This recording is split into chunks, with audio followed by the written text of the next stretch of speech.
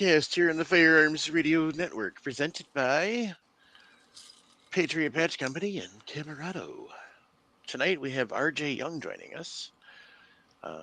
He's going to tell us a bit about his story and his experiences and stuff, but he was kind of already sharing a bunch of that with us before we started, so looking forward to having him share that with everybody. But first, what's everybody been up to? Everybody get their fill for Thanksgiving? Yeah. Gained 10 pounds. So, yeah. Yeah, had a good meal. Had some. We didn't do a turkey. We did a turkey roast, and wife made a chicken dish the kids really like, and plenty of pumpkin pie and pecan pie, and had a good time. Nice. Yeah, we had. I did the cooking, so put the turkey on the smoker again. Unfortunately, it was rather windy that day, so it was kind of a challenge with that. It wound up a little drier than I wanted it, but next time I've got a little better option because I finally got a welding blanket, so I'm going to put that on there and use that for heat insulation. So that'll make it a little more consistent. But other than that, good food. Yep. So, but anybody get any Black Friday deals? no. No. I got one. I don't know if it was a Black Friday deal. What day did I get that press, Nick? It was last weekend? No, it was the weekend before. Yeah, about 2 weeks ago. Nick and I was out at Kansas City visiting Nick, and we see at the gun stores just to see what we can find, and we go into one, and they had a table. Everything with a yellow tag was 50% off. So they had a RCBS rock checker, brand new. They had a $120 sticker on it. Of course, we go up and ask, "Is that half price too?" And they go, "Yeah." So I got a brand new rock checker for $65. Nice. Yeah. That is nice. Very, very nice. I bought some stuff off the MDT Black Friday, which is always a shit show. But did you buy the slingshot? I did not buy the slingshot. I thought about it, but I did not buy the slingshot. I'm actually an MDT dealer, so usually some of their stuff I got pretty good deal. But I was able to pick up some of their factory seconds for my one of my competition rifles and for a good price. But I did not buy the slingshot, though. Those look fun.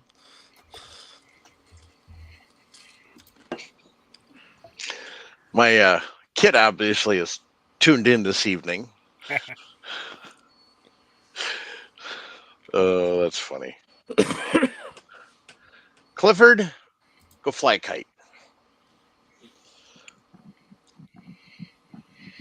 Philly sounds good for Christmas, but I think we talked about prime rib or brats, one of the two. So, I don't know. Haven't decided yet. Already got the prime rib. Already, that's ready to go.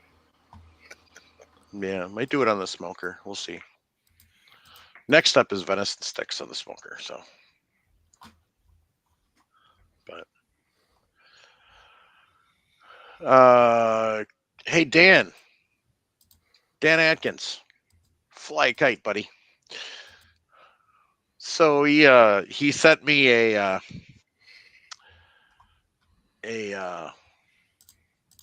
reel this afternoon.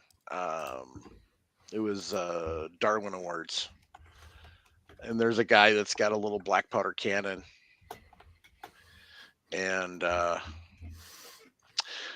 next to the cannon was the open powder. So yeah, Dan made sure he sent that to me, and he said, make sure you watch the 15-minute mark. And I showed it to the wife, and she laughed and laughed and laughed some more. And then she goes, hey, was that guy's name Mike too?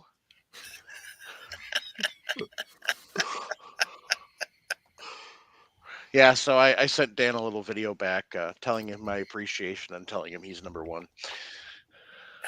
So Did you watch the whole video? no, I will later. The next one is the crazier one with the guy shooting the SKS. Those are always hilarious. So, but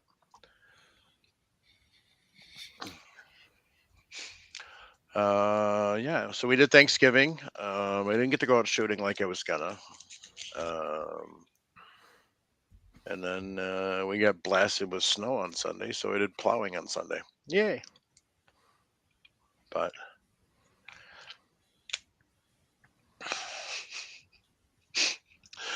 oh boy, that kid's trying hard.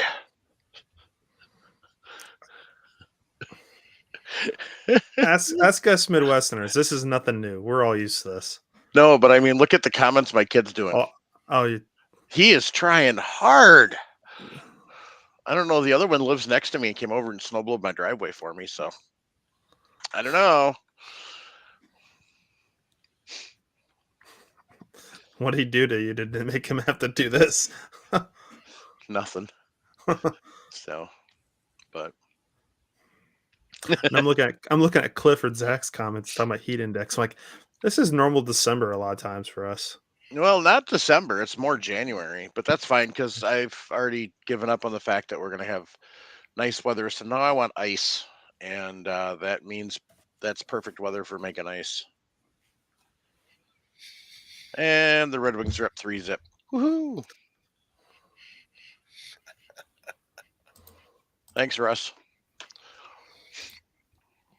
See, listeners care about me. They make sure I know what the Red Wings score is during the podcast. I think that's why I do the podcast and don't watch the Red Wings game. Anyway, so you got a week left, Ray? You did. Yeah, we close on the. Make sure I say this right. My wife will get on me. We close on the 11th. Nice. And we've already got a full storage building over there, already loaded full of stuff. And the movers come here to take the heavy furniture, all the dressers and beds on the 27th. Then that'd be the majority of the stuff. But we'll be bouncing back and forth to do painting and new kitchen flooring and stuff like that. You close on the 11th of December. Yes. But you're going to stay there till the 28th? Yeah, we'll probably stay there. Well, no, we'll be coming back shortly because wife's got some work meetings over here. And for about the next month, we'll be bouncing back and forth between Illinois and Kansas. But you're not staying at the house, are you? At the new house? Well, at the new house, yes. But at Yeah. the Illinois house, no. Oh, yeah. We'll be staying here too. Oh, you'll be staying there too? But it's we're not going to put it on the market probably till March. Oh, okay. Yeah. I thought you had a closing on No. your house, and then No, it's the new house that he's the closing. new house. The new house we closed. Okay. Finally, the sooner you can get to freedom. That's right. Mhm. He's already sending me suppressor stuff. Like I got an email from this morning. Look at this suppressor. I'm like, Mike, you haven't even been here for yet. It's like I got you hooked on that. Well, he can wait until January when there's no dollars. Oh, that's all I'm doing. I'm waiting until January to do all mine. Yeah. I was talking to a guy, buddy at work that is into guns and everything. I was like, I'm gonna have at least 4 Form 1s come January 1st. Mm-hmm. Yep. Because that's multiple, at least one suppressor, and probably one, for sure, 2 SBR Form 1s. So. And now they don't have to contact your LEO, your chief Cleo. LEO. So no Cleo contact anymore. Yeah. That, and I look at it, if I have to wait a little while for the suppressor, I'm not too worried about it because I grew up not being able to own them in Illinois anyway. Mm-hmm. So I'm used to waiting.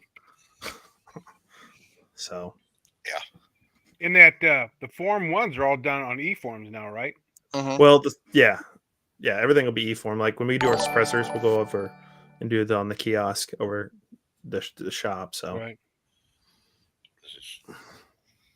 Which is even faster. oh yeah, the local shop that I'll It's be getting my got suppressor. it's got fingerprints and all that kind of stuff, right? Yep. Yeah. Yep. Yep. Yeah, it's the nice fancy silencer shop kiosk. So Yeah. yeah, they got it pretty well handled. So And then SBRs we can just do at home because we've done them before. So so 2 suppressors and 2 Form 1s for 2 SBRs. Okay. that's what I'm thinking is what I'll be end up doing. It might end up being 3 of SBRs. We'll see.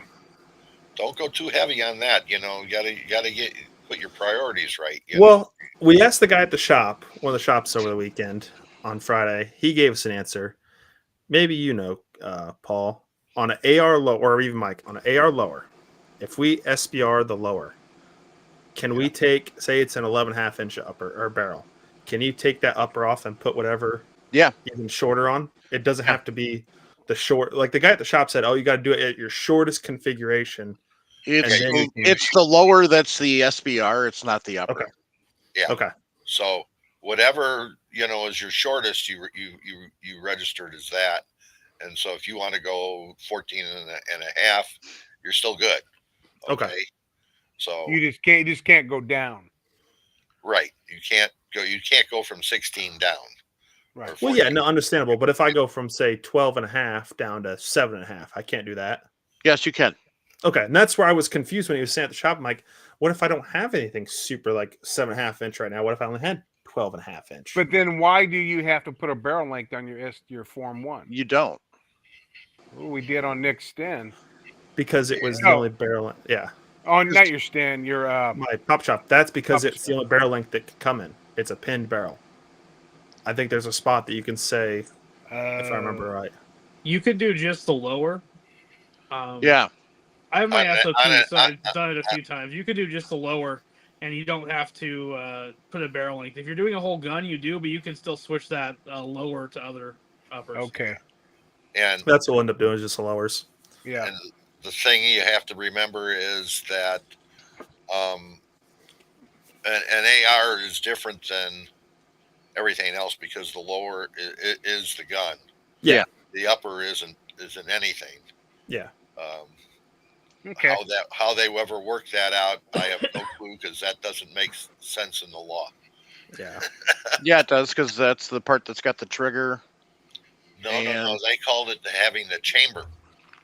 Yeah. And but anyway, ATF that made the choice. They were wrong, and they're going to be wrong again. So, well, Lord willing, it's not going to make a damn bit of difference. Yeah, with the big news we got hopefully coming this week. Yeah, Thursday we'll know more. Hopefully. Yep. So. Okay, RJ, you've been listening to us rant and rave on all the junk we've been doing, and you've been a long time listener to the show. Yeah, I've been listening for a few years. Said 2019, probably pre-COVID. I started having to drive a lot for work and started listening to podcasts, and so I Googled podcast about reloading and came up, and so this was really the first podcast I did. And like I said, I like to binge podcasts, so I binged from the beginning. And I think at one point in time I even got a hold of Mike to listen to the older episodes. I went back to the very beginning and listened to them because I like to catch up on it. I've done the same thing with a few others. So I went back, and when I started listening to We Like Shooting, I did the same thing. I listened back to all the We Like Shooting episodes. When I was driving a minimum of 3 to 4 hours a day, I could get quite a bit of listening in during the week, so that worked out. And then so it's definitely become one of my favorite podcasts with my, since I started reloading at a super young age is something I've always had a big passion about. And then starting a firearms business a few years ago, it was definitely just fallen into my passions. So you reload shot shells. You were telling us earlier. Yeah, I started out with shot shells. That was the first thing I started reloading when I was about 10. Um, I've loaded thousands. When I was shooting a lot of competitions, I was between me and my stepdad, we were probably shooting 20 to 30,000 rounds a year. We did most of our reloading during the winter when we weren't shooting as much, and then shoot most of spring, summer, and fall, and then reload more in the winter. Occasionally we'd reload in the summer too, but it was just so hot out in the garage, we just tried not to do it during the summer. Yeah. Yeah. But you were an ATA shooter, so that's Yeah. They what started what, out with 4-H and then moved into ATA and did what gun that for were quite a while. what And gun were you shooting then in ATA? I started out, and in fact, I still have it. My very first gun my grandpa bought me was a Remington 870 Wingmaster. It's still my hunting gun to this day, and I shot trap with that for quite a few years. And then I moved to a Ithaca SKB. I Yeah, believe it was I can't remember if it was a 600. 580, 585 or 600. I can't remember which one it was. Okay, Um, and silver sides or black. that one had silver. That's the 600 series. Okay, Um, and then um, after that, I went to a Remington 1187 Sporting that I had a adjustable comb and a recoil reducer and shot that one for quite a while. And then I went to a Browning BT99 for singles and a Verona LX680 trap for doubles and sporting clays.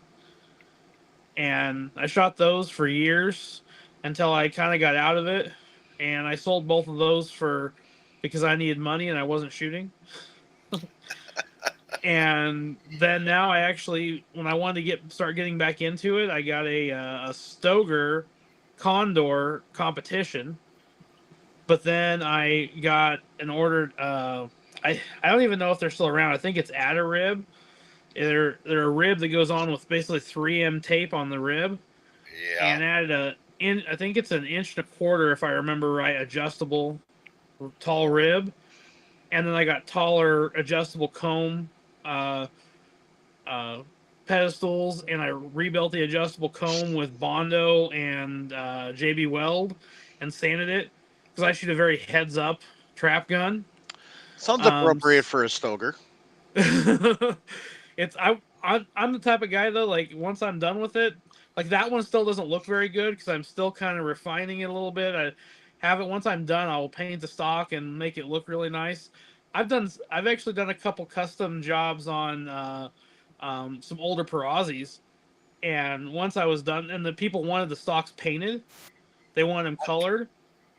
Um, Well, and they, Parazzis are normally a blonde walnut. they So weren't the two I did didn't really have super nice wood on them, yeah, and they were both people that really liked flashy type stuff, so they wanted the stocks painted. One of them wanted it green and one of them wanted it purple. So I basically did the same thing where I fit it like that to them, got it nice and looked the shape looked really nice, and then I painted it. You'd never not know it wasn't a solid piece of wood once it was done, and it fit him, and it fit him really good. Nice. So the but so that Stoker's the one I'm shooting now. But now I've just recently started getting back into a lot of ATA shooting, so I'll probably end up upgrading that one at some point. But it fits me and shoots good, so that's all I really care about till it breaks. yeah. Well, I I I shot Ludic and Parazzi. So Ludic built my guns for me and gave them to me when I was shooting ATA, and Parazzi I bought, but at that time they were cheap. The Yeah, You well, like that. Perazzi's always been my bucket list gun that I've always wanted, And even back when I wanted one, like really was doing a lot as younger, the gun I wanted was about 15,000. Now to get that same gun's about 40,000. Yeah. Wow. But they don't actually make the gun I want, so that's always been my, because I want a gun that has a super tall rib like the MX 2008, but I Right. want a combo, and they don't make that gun in a combo gun. No, they don't. No. Um, the MX. None of even their 2005, the rib's not quite as tall as I like it. So I've shot them a few times. I've got some buddies that have them, and I've definitely shot them, but That's the why you rib's would just not like. quite as That's tall why as I want. you would like a Ludic. I've shot some of their singles. Right. And well, that's mostly what they make are singles, and they have a very high rib on them, so Mm-hmm. they're nice that way because you're a very heads up shooter then. Yeah, I just pretty much I like to be able to put the gun up to my shoulder and shoot, not have to move my head at all. Right. But I shoot about a 60-40 to 70-30 pattern.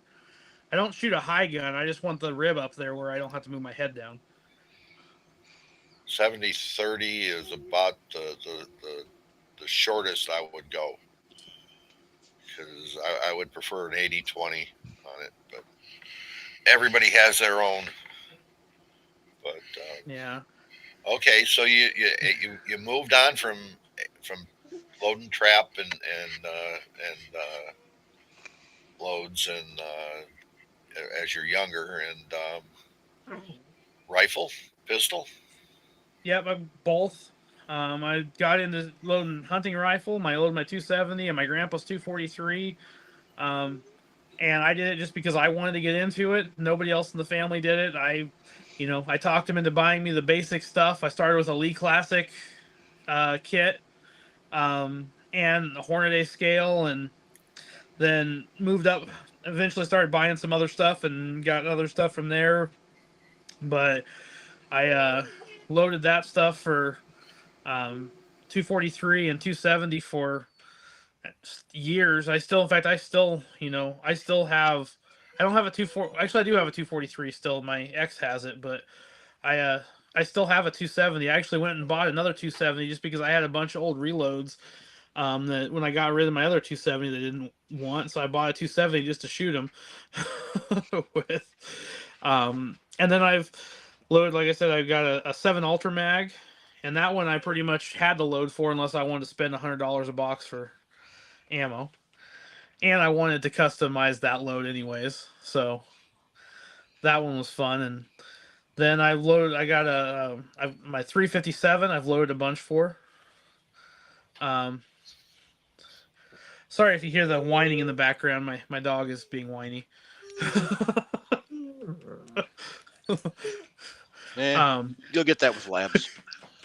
He's a white German Shepherd Siberian Husky mix. Oh, really? Yeah. Interesting. Yeah. So, and when he decides he wants to be lovey, the husky definitely comes out in him, and he will talk. Yeah. The rest of the time, he doesn't talk very much, but when he decides he wants to, then. Well, everybody's used to my dog's whining. So. But yeah, so I loaded my 3. I've got a Smith & Wesson 686. So I've loaded both 38 special and 357 for that. I've shot 2 elk with the 357. Oh, 2 cows. It's always been my sidearm hunting, and I've had 2 of them that were super close. I decided I wanted to shoot it with, and 158 grain hollow point, and did a pretty good job on it. Nice. Nice. I really enjoy handgun hunting, so I also have a TC Encore 30-06, so I load for that as well.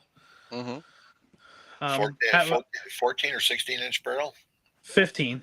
15. Okay. Yeah, that's a 15, and I've had a 270 and a 243 in the Encore as well, but the 30-06 is the one that I currently have. I was I hunted deer with a contender in 30 Harriet and 357 Harriet. So wildcat. Yeah, the The Contender's one of those other ones. I've actually had some friends of mine that have had them, and I've loaded for some of those cartridges and loaded for some of the TC for the Contenders, and it's definitely on my bucket list of ones that I definitely would like to get for myself someday. Because that's when I started doing that. That's why I started actually, loading for a lot of friends. That a lot of my friends had some of the weird calibers like that, and just different ones that they didn't want to mess with reloading. Yeah. And so I did that for a long time, and that was what part of then eventually led to me, actually starting getting my home-based FFL and doing that. And I did a Type 7 so I could do both firearms and ammo manufacturing, so that I could still do it and do it more in a legal way when I was doing stuff for people. Uh-huh. So are you still a Type 7? Yeah. Okay. Yeah, I'm Type 7 and SOT. Okay. So, So, any special equipment or anything? um, so I started out, uh, that's the only gunsmithing I don't do. Like I said, is anything that has a mill or a lathe. I still haven't broke down to buy those, even though I know how to run them. Just the cost prohibitive because we're just a really small, home based. Like, there's 3 partners in it, but the other 2 are more silent partners, and I'm the one that pretty much does everything. Um, and I also still have a full-time job, so I kind of do it on the side. And a lot of the guys, I was built doing gunsmithing and doing some, rebarreling with some pre-fit barrels and stuff like that for people, and then doing some load development for friends and stuff like that. And I kind of wanted to, so that was kind of what brought me into doing that, and then being able to at least, I uh me and my ex actually had bought a house on 35 acres out in Colorado. But I was actually able to set up a 600-yard range on right outside, and had a 40 by 64 shop as well. Um, so I could basically work on guns and then open the garage door and walk outside and shoot them. So that worked out, and I still actually have, our business is still there, and I still have that there. So I still go out there to do the business and stuff. I recently took a new job that has me traveling, so Uh-huh. I'm only working on the business. I do some of the stuff remotely, some of the stuff I can do online, but any of the actual physical, like reloading and gun stuff, I do. I get a week off at a time. Every 4 to 6 weeks, I get a week off now. So when I go back to Colorado on that week off, I uh, am doing stuff. So the business has been more limited since July than it was before then, but it's been really fun, and having the experience of doing it and growing up with, in 4-H, and having the 4-H gunsmith that taught me how to do a lot of the gunsmithing and allowed me to actually do a lot of that with him and apprentice with him for about 6 years. Um, like I said, I've been doing a lot of it for years, but this kind of allowed me to do some of it more legally and have it be a little bit more widespread than what I was just doing for friends here and there. Okay. Reloading equipment, anything special? Automated presses or anything like that? I for shotgun, I'm still, like I said, I bought a Mech 9000, and I'm gonna try to set up and do a little bit more shotgun stuff, because I really want to help the high school trap team. Is really actually what I want to get that one set up to be able to help the high school trap team, because they can't shoot reloads, but they can shoot anything that's manufactured. So if I load it through the business, it's technically manufactured, not reloads. Uh, So I can get them some cheaper stuff, is what my hope is. My stepson shoots on the high school trap team, so I want to try to help them out. it, I'm still doing it right now. I'm still doing most of my load development on a RCBS rock chucker. okay. I've upgraded some of my dies. I've got some of the 419 dies. I've got some short action custom dies. Some of the stuff I still use RCBS and get really good results out of the RCBS dies. Um, it all depends on what exactly I'm loading. If I'm doing really high precision stuff, I've built a few PRS rifles for people, and if I do load development for those guys, I'm a little bit more picky than if I'm doing it just for, someone just wants a plinking rifle. Okay. I've been looking at upgrading my press, but I haven't had a. I have a want, but I haven't had a need because I've been getting good results out of what I have. All right. Okay. So what kind of press you looking to upgrade with? I've been debating between the short action customs and the 419. I go with the short action customs, just myself, but there have been. Yeah, that's kind of where I've been leaning. I like the idea of the turret press, but in the same token, I don't mind switching the dies out, especially when I'm Well, doing bigger. in that Nexus press, all you do is flip the die out. It just it Yeah, snaps in and snaps out. So that's easy. I mean, I do want to get potentially do some higher volume, like some 9mm and stuff like that. So I've been looking at getting a Mark 7. Um, okay. just to do some of the more high volume, not necessarily the high accuracy stuff, to kind of market some of that stuff. But I haven't gotten to the point that I have the time to do it, so I haven't wanted to mess with Well, doing that. it's about $6,000 uh, Yeah. with it, and then but I have a friend that's a friend of the show, Ken, who has one, and he's right now just starting to run the press at about 1,500 rounds per hour. Hmm. And that's slow because the machine can go 3,600 rounds per hour. Yeah, and I've been using an old fire annealer. I don't even honestly know what it is. It's an old one that I've had for a long time. I don't even remember what brand it is, but it works. But I just ordered one of the new ADG uh, ones from ADG Brass. Yeah, That's a um, the it's real flame. similar to it's the induction. It's real similar to the amp, but it comes with everything. It comes with the feeder and everything. Oh, okay. And you don't the way it does you don't have to destroy any brass for it. It actually reads off of each piece of brass to do it, so you don't have to actually destroy a piece of brass to get your reading off of it. From ADG. Yeah. Okay.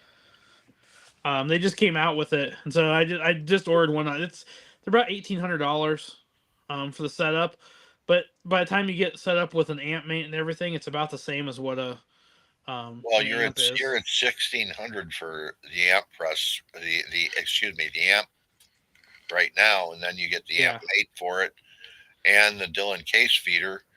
Um, you're at another 400 for the case feeder, and Hmm. what is it, 600 for that? You're at $2,700, $2,800. Yeah, and I really like the ADG brass. I've used quite a bit of it. I'm a dealer for them, so I can use it both in reloading and selling the reloading components So how off do of you? it. So I have not used ADG brass. I'm an Alpha Peterson Lapua person. I would How find it real similar to Alpha. okay, okay, ADG, the way I've kind of looked at it, and the way even ADG has kind of said, because if you look some of the calibers, there's obviously some overlap with some of the really popular calibers, right, but some of their specialty calibers where Alpha seems to go more towards competition shooters, yeah, ADG goes more towards the hunting crowd okay, as far as the calibers they offer. Like two of them they just came out with this last year, which I haven't really done much with, but I like the calibers because I'm a big 270 fan. Is the 6.8 Western and the 270 WSM. They came okay. out with both of those this last year. And they I don't know if you're familiar with Unknown Munitions Yeah, out of Idaho. They started a 6UM, which okay. is a 6.5 SAUM improved, neck down to 6mm.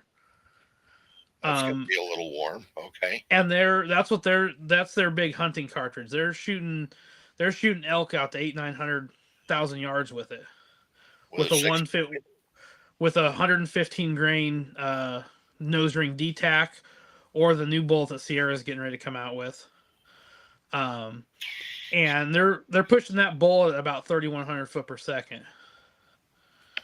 And Alpha just came out with their brass for that.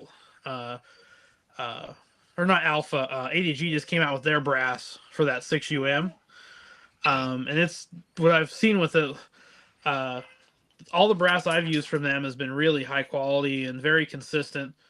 And honestly, I would say the loads on it are actually a little bit more consistent than I've even seen on Peterson's. I buy Peterson because I can reform Peterson easier than I can reform Alpha. Yeah. But Peterson in 308 is great. I have no problem with it.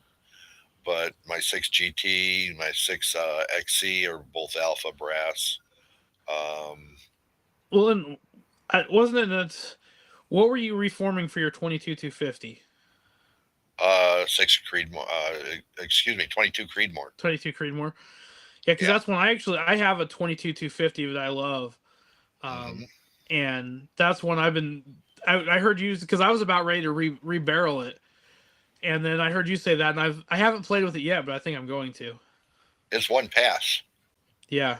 Through it's the right lengths and everything else, so it's one pass through a full length die.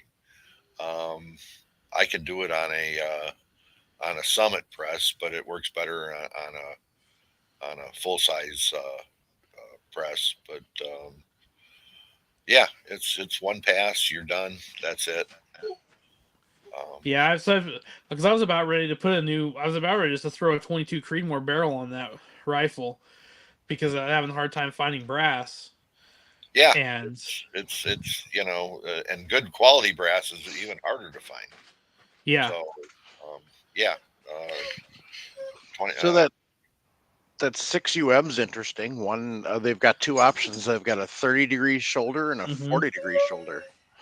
And the reason behind that is because they can't. ADG, basically, they have trouble making the 40-degree shoulder in the process, so they make it as a 30-degree, and you have to fire form to the 40-degree.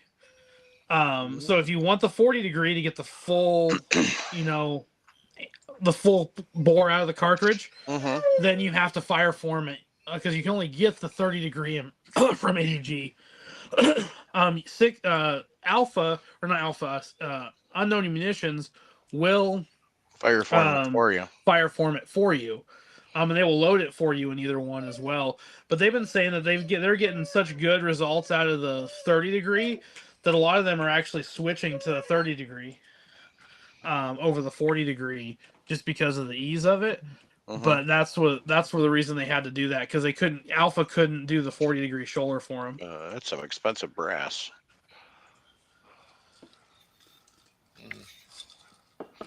So brass is expensive anyway. At least good brass. The other one they're shooting a lot of is they have a 7 SAUM improved neck down to 6.5, so it's a 6.57 SAUM is the other one that they're real big on. So how long do they expect barrels to last when you're taking a 7mm SAUM and necking it down to 6? About 600 to 800 rounds. Yeah. Okay. They're mainly, most of those guys, and that's what even they've talked about, is they're mainly, all their stuff is mainly all hunting based. Yeah, so let's face it. You get a box of 50 pieces of brass. Okay, you fire form it. There's a quarter of your barrel. Okay, and then you load it. Find a load for it. You're halfway through the barrel. Yeah. And a lot of the guys shooting that aren't going to probably shoot much more than that after that.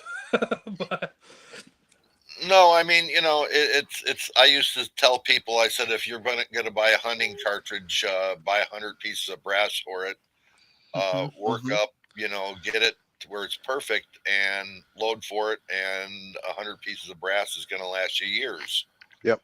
And what they're basically telling people is, if you buy a rifle, buy 100 to 200 pieces of brass with it, and that's pretty much the brass that'll be with that rifle. Yeah, yeah. I mean, I put together a rifle nowadays, and I'm sitting there because I'm a varmint hunter. I'm sitting there looking at buying 3 to 500 pieces of brass for a gun, Yeah. unless it's 308 or 223, and go from there. But because those will, at least I know the barrels in a 223 are going to last me 3,000 rounds, 3,500. 308, I don't really know if you can wear one out, but um, Yeah, 308 is definitely known for the barrel life on it. when the throat starts to go a little bit, it's if you get 3,000 rounds and the barrel's, the throat is just starting to go on it, it what is it? I mean, you've got 3,000 rounds through it. You take the barrel Yeah, off, and put one on. Also, my stepdad had a Savage 12 FV 22 250, so 26-inch heavy barrel, and he's a big time varmint hunter and shoots. I think when we figured it out, when we went back and actually sat down and figured it out, I think when that he finally started losing accuracy on that gun enough to where he decided to retire it. I think he had 2,500 rounds on that barrel, on that 22 250. And I was kind of surprised he got that many of it for the way he shot it.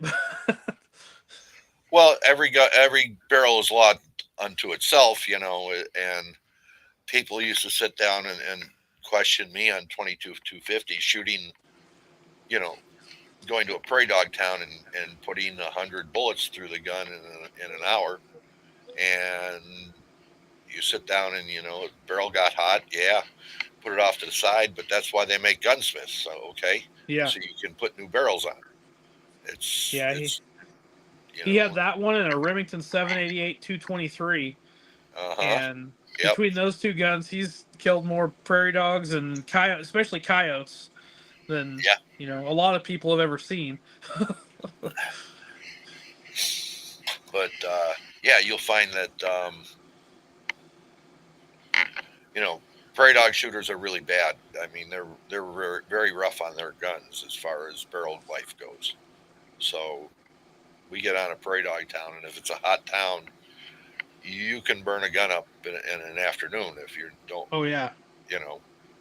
So, but you're loading for accuracy now, and what are you using as far as scales and everything else? I mean, I've got I'm still using an RCBS powder drop, and I do a lot of mine by hand because of that. But I did uh, finally upgrade to the I'm horrible with names. The was it FX 120 scale. I've been looking at getting uh, an auto trickler or something like that, but I just haven't. I do everything individual loads anyways, so right now it hasn't been enough. I also still have a Hornady scale, beam scale that I still use quite a bit. It's always been super accurate for me. oh, but you got an FX 120 now, so you Yeah, got to spend $490 to get the to upgrade to the AT4. yeah, So the money, you've already spent the money on the scale. yeah. The scale was the big one, and that's why I got that. And right now, like majority of what I'm doing is if I for friends or if I build a rifle for people or something like that, and then do their I would love to get on. I mean, I keep looking at trying to expand my that side of the business a little bit more, and then the time I have available to do it keeps telling me that I already have enough on my plate to not expand it much more than what I'm Well, doing. the So, thing that you have to look at though is the speed that you get to. Um, yeah, I I look at it, and if I spend more than 10 seconds getting a load out of it, and I run an AT3, an older one. So Yeah, I mean, if you're spending more than 10 or 12 seconds on getting a load, I guarantee you, if you're trickling now into a pan and onto a scale, you're spending a lot more time than that on it. Yeah, probably. I'm definitely spending more time with that. And with a 550 and set up right, you can basically and an AT4, you can go through and be loading, cartridges as fast as you can put a case in and pull the handle. Yeah, I've been looking at upgrading to a 550. My job I had before this, I was a paramedic for 20 years, but I worked for an ambulance company and I was the clinical coordinator. So I pretty much worked like a Monday through Friday, 8 to 5 type job. So I had the evenings and weekends and stuff to play with this stuff. And then I back in July I took a job as a site safety or manager for renewable energy construction. So I'm working on a solar farm up in Washington. Oh, Nick, So I like I said, I get a week off usually about 4 weeks. I get a week off. okay, So in that week I go back. I have uh, that's my week. I usually spend a lot of that time doing business stuff, and then I go back out on the road. It's hard. I live in my RV when I'm on the road, okay. so uh, it's harder for me to do some of that stuff now. So that's what I am. I've been looking at some of that stuff to make it a little bit quicker, since I have less time when I am doing the stuff, and that's why I haven't really looked at expanding it farther. I was in the process of expanding the business out more, and then after I took this job, I kind of reeled back a little bit and was like, I still want to do it. I'm not going to let it go, but I don't want to, bite off more than I can chew. You can take this on the road. You know that, right? I can. I've thought about doing some of it on the road.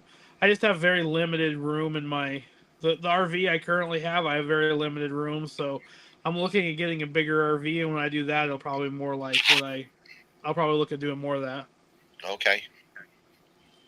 Because gunsmithing is kitchen table work, right? That you're doing. You're not doing any lathe or milling machine work. So, No, not currently. And actually, I have, um, I do, I shoot um, NRL 22 and PRS 22 competitions. okay. Um, so I do have that rifle with me, and I do a lot of my uh, fiddling with that while I'm on the road, because I actually do that. That's the one thing while I'm on the road that I have been still doing, is still shooting competition, and now I'm getting ready to look at upgrading into the center fire side of things. So So, what type of rifle are you using for NRL and PRS 22? um, I actually am using I shoot in the semi-automatic division, so I'm using a 10-22. Okay. But the only thing factory on it is the receiver itself. Yeah. So you got a kid barrel or I actually, it's right now it's a shooter's ridge barrel that's been on there before I actually started shooting okay, this. I have a custom McGowan 14 twist, 1 in 14 twist barrel on order. okay, Um, and right now, because most of them are 1 in 16 twist, but I want to try right, the 1 in 14. Um, and then it's got an MDT ACC Elite, or not ACC Premier Gen 2 chassis on it, okay, and it's got a kid bolts and a Volquartsen handle, um, and some other just random aftermarket parts on it. Shooting a Vortex Strike Eagle 5-25. okay. Yeah, that works. Oh, Um, I haven't been off the bite to build one of the bolt actions yet. okay, yeah. I'm looking at it, but It gets a little pricey, yeah. Yeah, looking at now that there used to only be really 2 companies that made a Remington 700 pattern one, but now there's a few other companies that have started coming out with them. So Right. Yeah, you have about 4 companies that now make a bolt action for 22 and in the 700 pattern. So yeah, because it used to just be Voodoo and Rimex for the only two, or Voodoo and Zermatt, which is the Rimex right. that had them, and now that Voodoo has kind of went down the drain a little bit. Um, but now you've got Ultimatum makes one, Masterpiece Arms makes one now, Kelby makes one, L3I makes one now. So Yeah, and there's they're down in the $1,100 to $1,400 range in yeah, action. right in So there. yeah. I mean, the gun itself is just as expensive as building a centerfire gun. The ammunition is just cheaper. Well, yeah. Except when you start spending $20 for 50 rounds of Lapua ammo, Yeah, then you know. But and I'm shooting SK, which is the step yeah, down from Lapua. It's still made by Lapua, but yeah. But then you're still anywhere between what $15 and $18 a yeah, I box. think I'm at 100. If I'm shooting the Lapua long range, I think I'm at 129 to 135 for a box of 500. Yeah. Okay. That's a Where good. you're looking at That 150 to 200 for a box for Lapua. yeah. That's a pretty good deal. You're getting a good deal on that. Yeah, it's not cheap, but it's still cheaper than centerfire. Um, yeah, but prices are coming down. I mean, we're seeing primers coming out now in the $50 and $60 range. I know. Uh, I saw that on Black Friday. I actually was looking at picking some up on Black Friday, and I ended up not. But yeah, we're seeing primers coming down. Powder has not come down, but the availability is there now, mm-mm. and I think you're going to start seeing it come about. Where we're going to see a slight decrease in powder prices, Yeah, depending upon the I've oil really been situation. debating on what I want to do for my centerfire one, because there's part of me that wants to shoot the Sportsman's division in PRS, which has to be a 6.5 Creedmoor. Right. And then I can still shoot that for NRL Hunter too. Yeah. But Anytime someone says 6.5 needs more, I have problems with. But okay. the Sportsman division is only allowed to shoot 6.5 Creedmoor, and it has to be under 13 pounds. That's a hunting rifle. Okay. So You you're losing the advantage that you get with the weight of the gun. yeah, well, my 22 weighs more than that. So, Right. I know. I mean, I'm sitting there looking. I got there's a 6 GT that's up there right now that comes in at 21 pounds. Okay.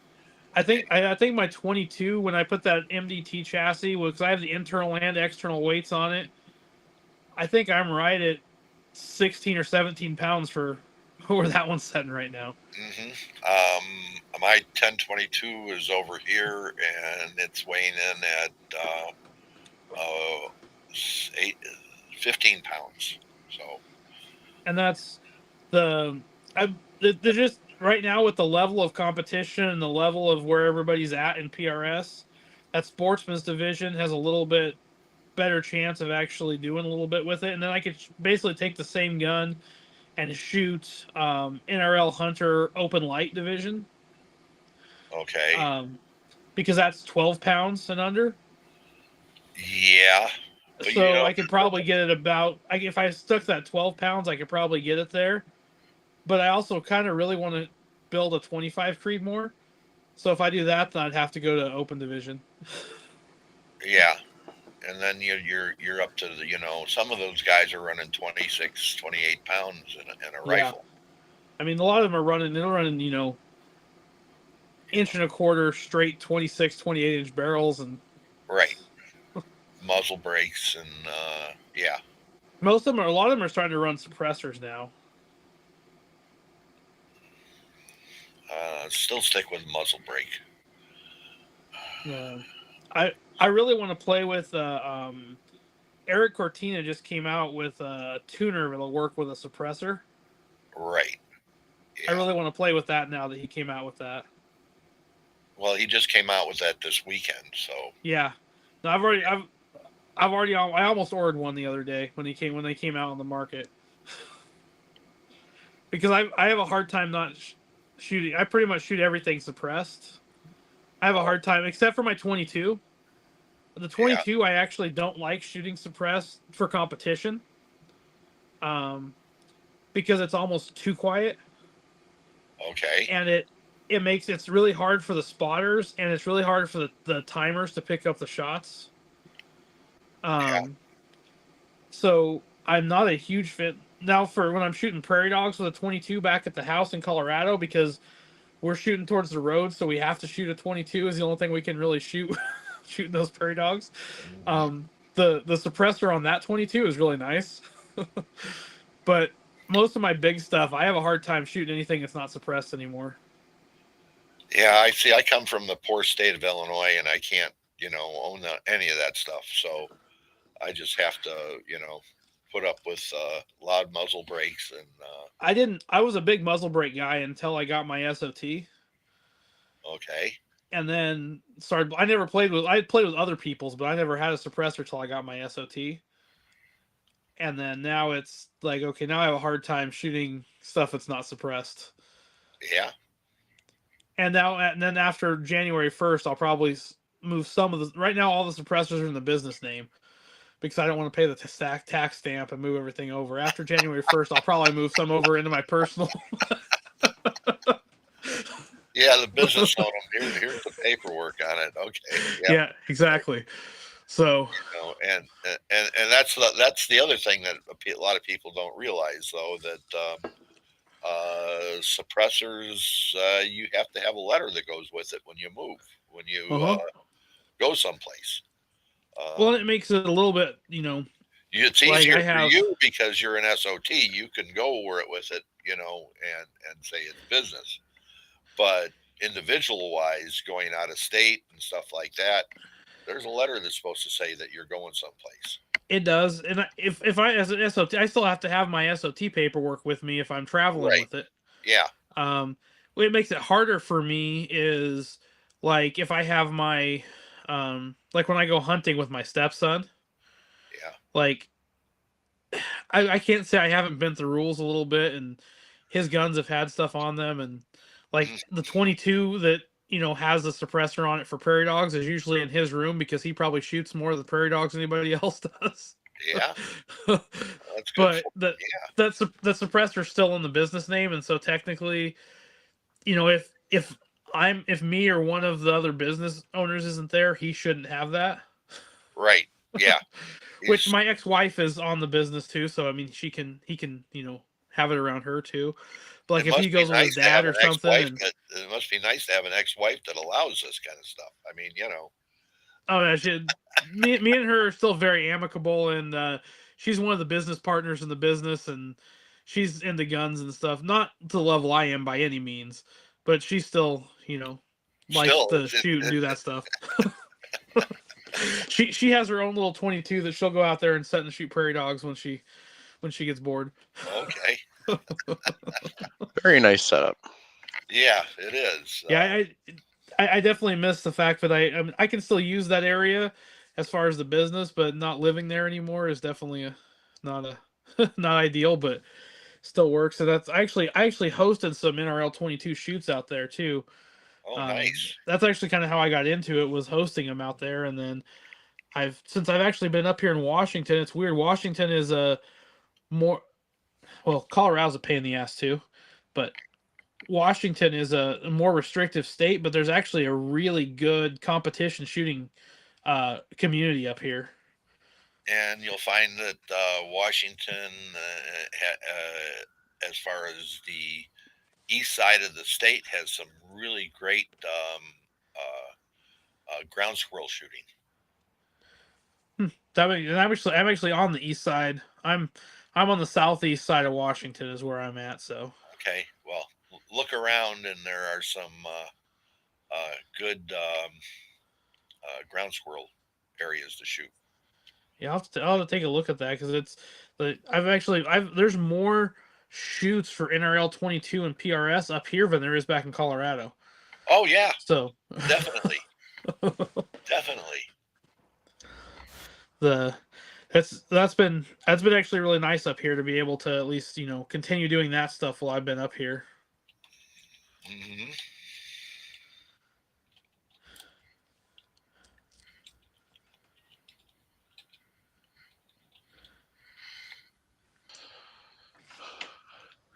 So, are you looking at kind of expanding your ammo end of it for making custom ammo? I I am, and I have done some. Like I said, I've done more of it for friends and for like if I build a rifle for someone, then I'll do some load development for them. I would like to expand it to actually doing some like that's either doing. I really enjoy doing the load development. I've done that for people and doing some just custom stuff that's put on the website. Hmm. Um, I kind of scale like I was telling them. I kind of scaled back a little bit on that when I took this new job, and so I'm only home for a week at a time.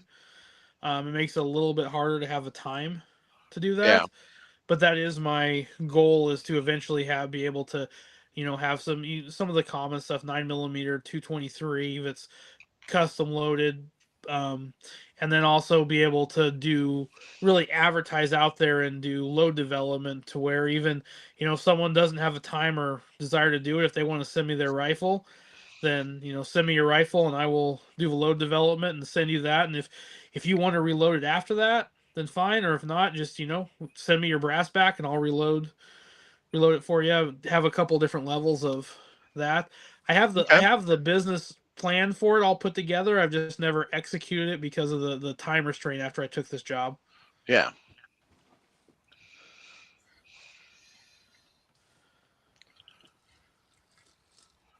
So,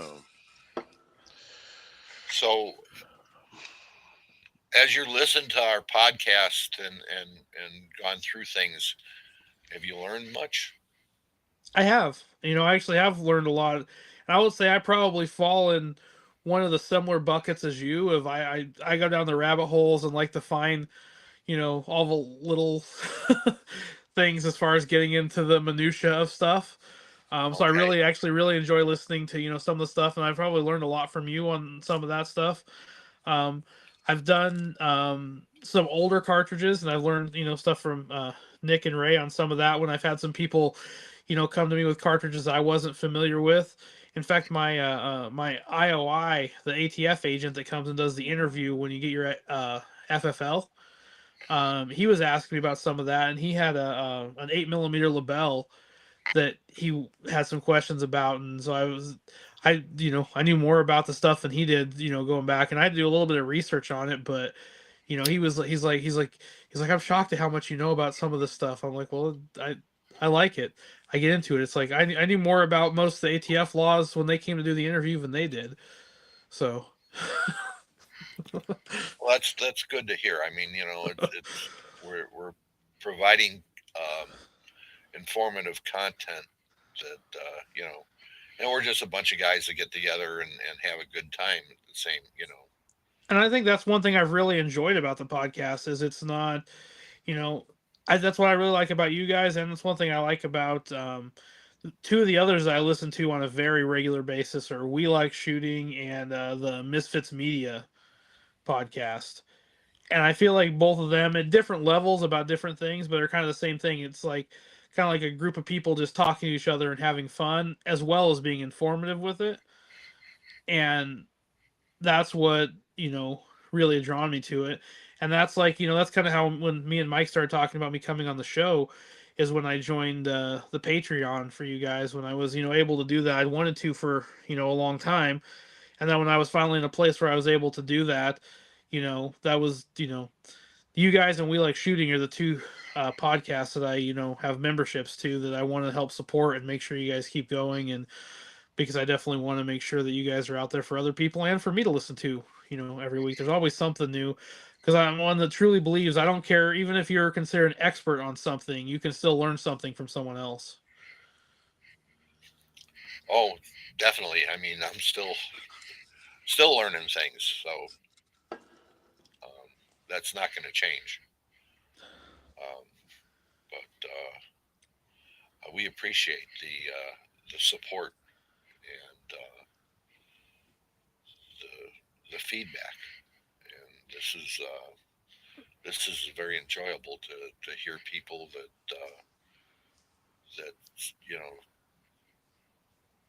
really put something into it, and they're getting something out of what we do.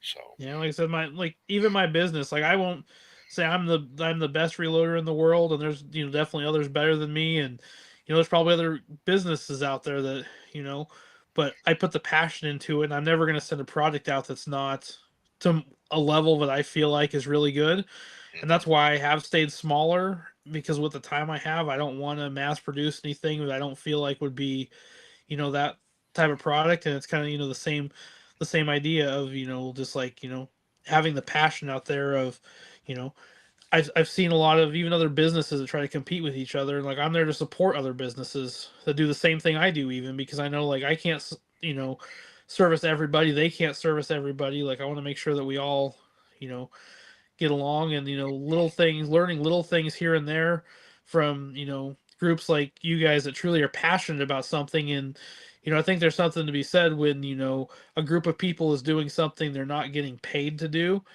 and that passion is there more than like someone that was getting paid as a full-time job to talk about something.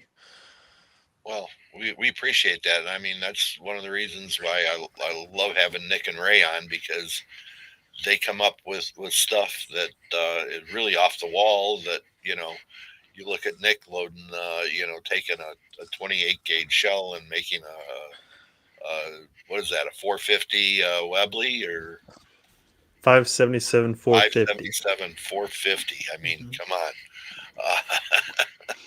Yep.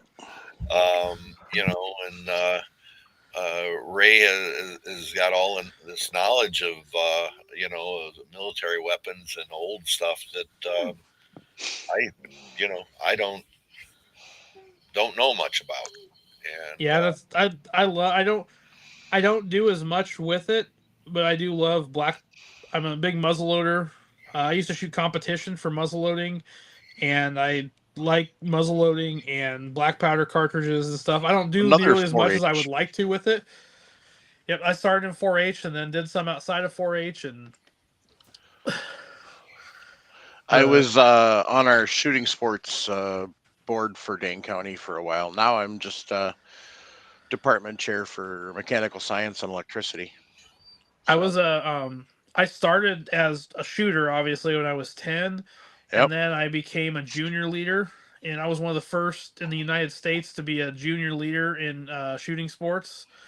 And then I got my NRA instructor as soon as I turned 21, and I was on the state 4-H training team for shotgun, and was one of the state instructors that was teaching the county level instructors for shotgun for quite a few years, until they changed some of the state level people that were running it, and I didn't agree with some of the stuff they did, so I just kind of stepped away from it and said it's still a good program, but I can't agree with this, so I'm not going to do it anymore. congratulate you for doing that. I mean, that's a lot when at 21, helping the 4-H. That's when most people are just finding themselves, and you're out there leading. Yeah, It's great. I stayed with 4-H for about almost 20 years after I got out of 4-H, and stayed with it even before I had kids. And then my kids never really got into it. I tried a couple times. They would have loved if it was just shooting, but they didn't. I could never get them into doing the projects. Not like I Mhm. really like doing the projects either, but um, they could never. And then my stepson started shooting on the uh, high school trap team when he got into high school last year, and that was really nice because that was didn't they didn't have a lot of coaches, so the coach asked me to help. So I was assistant coach last year on the high school traps team last spring too. So, which unfortunately I don't think I'm going to get to do this year just because of traveling. When I'm back in town, I will probably go help them out where I can, but I'm not going to be able to put as much into it as I did last year. But it's definitely, um, I've always been a teacher, whether it be in things I enjoy like shooting or in my work. I was a, you know, so I was a paramedic for 20 years, and I've taught every level of EMS and paramedic and medical training for as many years as I've done that. So it's just something I really enjoy doing, and especially for youth, I really love doing youth instruction. Yeah, I find it interesting. You got into shooting through the 4-H. I got into shooting through the Boy Scouts, and loved it ever since day one. And up and I became a leader in that. When Nick, we had Nick. He did scouting. Really didn't. Like you said, didn't the projects and all that. Really never got into that. But me taking him out and shooting, he really caught on to that. And that he caught the. I've been reloading since I've been about 18 years old. But I think Nick got into it a lot younger than I did. He probably knows as much or more about reloading than I do. So that's Yeah, my both I did scouts for a couple years, didn't really get into it. Both my boys did scouts for through Cub Scouts. I was a Cub Scout leader, Cub Master, Scout Master for the boys. I will tell you, the shooting with scouts always bothered me because I was used to 4-H, where 8 years old they could shoot any gun they could hold up. They could shoot any gun they could hold up pretty much. yeah, And then you get into scouts, and yeah, here's a BB gun. Now you can't shoot that till you're a Boy Scout, and now you can shoot 22 maybe. yeah, 20, Like yeah. like, and they wouldn't let him shoot anything else, and like the shooting was so restricted with scouts. That was one thing that kind of pushed me away from scouts a little bit, was the amount of restriction they had on it, knowing there were other youth programs that had a lot less restrictions and were still safe. Yeah. Now the forge, were you in a rural unit or were you in a more urban? I was in a rural area, and we helped with some urban areas, but we were out in northeastern Colorado, so we were pretty Okay. rural. Yeah. Yeah, I know the rules you're talking about in Boy Scouts, and we were pretty much based around an urban area, so it was even tighter. So, yeah, being Yeah, it out in was. the being out in the country is a lot better. Yeah, and like with 4-H, like when I was, I was 10 years old, I was shooting every discipline. We didn't have pistol then because pistol wasn't in 4-H yet at that point in time. But I was shooting 22, muzzle loading, and shotgun, and air rifle. And then you go over to Boy Scouts, and at that same age, I would only get to shoot a BB gun. Is the only thing I would be able to shoot if I was in. And like I'm shooting my shotgun and my muzzle loader when I go over to 4-H. So that made it a little bit more difficult for me to get in with the Boy Scout stuff. And I even tried when I was a Boy Scout leader for a little while and tried to help him out doing some of the stuff, and it was just so restrictive. It was hard. No, I know right where you're coming from. Yeah, definitely a whole different world there with the Boy Scouts versus the 4-H. Yeah, and I still love the 4-H groups. I just they one of we had a leader that had been he passed away a couple years ago, and I think he was the head of the state 4-H shooting sports in Colorado till he was in his late 70s. Mm-hmm. And when he left, the guy they brought in was much more modern. Was still very pro gun, pro shooting, pro everything, but there's some things to be said about some of the ways that the good old boys did things, that they did them right. Not everything, but there's some things that they probably should have keep doing the way that you used to do them. If it's not broke, don't fix it. And they try to fix some things that just kind of, I didn't feel like, from a leader's perspective, I don't think it was as good a program anymore. So it was hard for me to continue with it.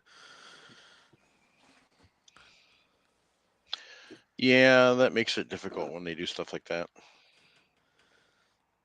But change is always, not always a bad thing. And, I was probably at my point in my life too, where it probably was better for me to not be, I didn't really have any kids doing it or anything. So I was pretty much just doing it to help out with the program. So it's still a good program and it still runs, and I still, try to support it as much as I can. But I am happy to see that there's a lot more shotgun, especially that there's a lot more high schools getting back into shooting now. I know trap shooting and shotgun was trap, sporting clays, and ski. It's all the disciplines. Yep. It makes me really happy to see, because when I was a kid, that wasn't even an option to shoot. Until about when I was a junior senior in high school is when they finally the SCTP program came out, and now there's Mhm. 3 or 4 programs doing it. So unfortunately I was never able to join into any of them, but I'm glad to see that they're coming up, and at least the schools are supporting them. At least in rural areas, especially, the schools are supporting them.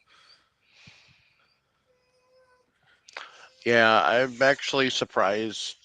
We actually have a trap team for the local high school here, and I was kind of surprised when it started because the area I live in is the school district that I'm in is kind of a little more on the um, liberal, anti-gun. Not saying that those two are, completely tied Yeah, together, but well, that was the um, only thing in our area. The school was It's basically all of the northern part of the county. There's 900 people in the whole school district from K to 12. wow, And it's the only school in the area that has a trap team. Every school around that area has a trap team, but it's the only one that has a trap team that the athletic director wouldn't let them letter in trap, because he said it wasn't a state sponsored sport.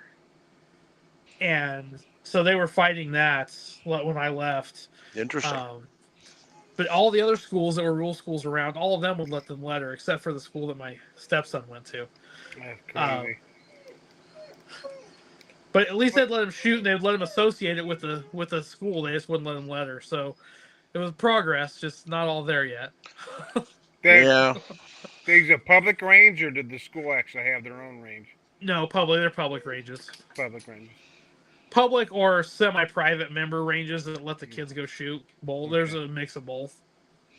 yeah.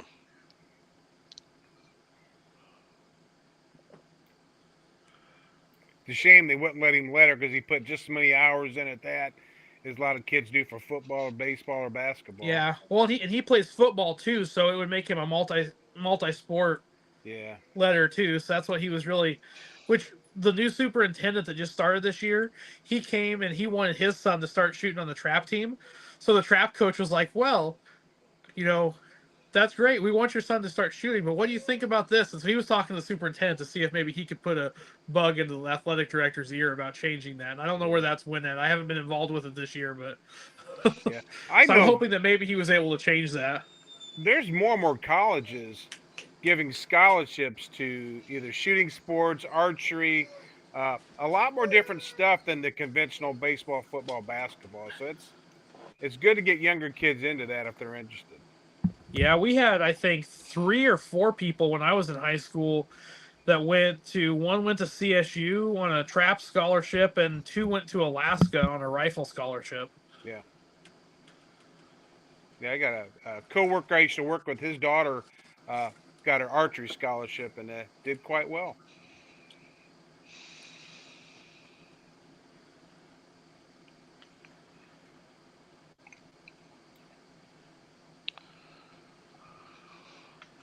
Well, so how hard was it to get your FFL?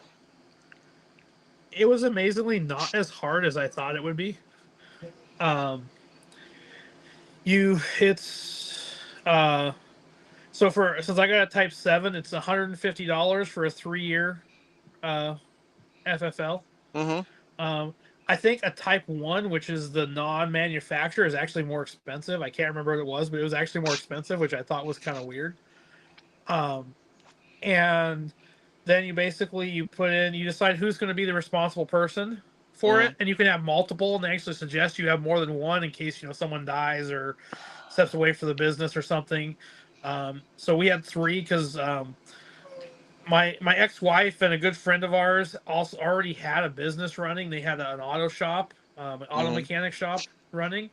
So we basically just did a doing business as under that with the state. Yeah. And then so all 3 of us were responsible people. Mm-hmm. You had to do fingerprints and uh, passport photo, just like you do, like if you're getting a suppressor or something like that. Mm-hmm. And then you send in the mail It's not on. You can't have. There's nothing online about the application. It's all via snail mail. Yeah. Send that in, and then you get the ATF contacts you and comes and does an interview. They come out. You have to be at your premise. So since that was at the house, they came to the house, sat down with us, and interviewed you. Basically, going through. Do you understand? Ask you some questions about paperwork and laws, and they want to know what your reasonable storage is, but they don't actually go look at it. You tell them what it is, and they're like, okay, cool. Nice. And we had since you have to have a business license, so I had already gotten the business license through the county. Since I lived out in the country, it was a county thing, so I was able to get a business license through the county, and you have to have that prior to doing your FFL, so that they know that you're legal to be able to do it in your area. And then it was really simple. In fact, that was one of the comments that one of the other business owners, because they both had to be there, but this is totally they're basically on there as other names on the business, but they're more silent partners. And when the ATF left, he looked at me and he said, he's like, you knew more about that than they did. I'm like, you were able to answer their questions, and they had questions, and you were able to answer the questions that they had. And a lot of that I can say too. Like, I went into it wanting to have that level, but I used Ryan Kleckner's Rocket FFL. Yeah. I paid the $60 for that. It was worth every penny of doing that. And watched all the videos and then read the transcripts with them. And then I actually currently use his FFL Safe as my, which is a free service that he did as an A&D bound book. Yeah. And does that, and I use that through him as well. And I also pay for his compliance training. And his compliance training goes through every little thing you could imagine for FFLs. Okay. And that's like $200 a year to keep up on that, and it makes that training was super amazing. Yeah. And it made a big difference on doing that. But it actually was not nearly as hard, especially for a home-based FFL. It wasn't that hard at all. And then to get my SOT was literally, you fill out a form, pay them $500, and they send you an SOT. Nice. So that was. Now, is that 500 for 3 years, or? No, the 500 is the SOT is 500 a year. Okay. So the SOT is more expensive. Yeah. The 150 is for 3 years for the FFL. Okay. But the SOT is July to July. Okay. But with that, I can also being a Type 7, Type 2, Yeah. I can manufacture machine guns even. Yep. I can't sell them unless it's to law enforcement, but I can manufacture as many as I want. Yeah, so you can be like JPOZ. Yeah, exactly. With, so I can, if I want to range. rent them, or I just want to build some for myself and have them and keep them in the business name, I can do as many of those as I want to do. Yeah. He's got quite the impressive collection of machine guns out there at River's Edge Tactical. Yes, he So does. if I want to you're- take a trip out there just to go play with them. It's fun. I went there when we were out for GunCon in Cleveland. Nice. So. Yeah, I really want to play with that belt-fed AR he got. Oh yeah. No, I just played with one of the 22s. So. But yeah, it was fun. Yeah, I'm like, if I ever had a machine gun, I think the 22 would be the way to go. Yeah, the problem isn't the machine gun; it's being able to afford to feed it. Yeah. Exactly. And I've shot machine guns, and I will tell you that was not the. I do have all intentions of building a full auto MP5. Yeah. Just because I want one. But that's about the only machine gun I've ever had a desire to have. Just I've shot machine guns, and it's 5 seconds of fun and a lot of money, and it's not accurate really unless you're really good with it. Like I got my SOT more for short barrel stuff and silencers than I did for the machine guns, but I will probably eventually build one just to have. Yeah. Yeah, I've got a buddy that's got a M2, not the Nice. Modus, but the other M2. And The so, carbine. yep. Carbine. So I've loaded up some from 110 grainers for him, and that gets expensive in a hurry. Yeah. And 20 rounds does not last very long, No. but it's fun. But when Manticore used to do the machine gun shoots, the bullpup shoots, I went down for a few of those and got to fire plenty of machine guns. So I've kind of gotten Yeah, my there fill of was that. out in Colorado. There was I don't know if they still do it or not. There was a Dragon group Man. that would come out and do machine gun shoots every year, and they'd bring all kinds of stuff out. So I've shot many machine guns. I've just has Hmm. never really been my.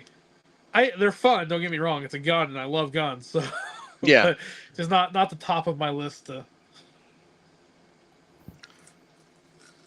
Yeah, definitely fun. So I do want I think want to do an open bolt 1022 just because.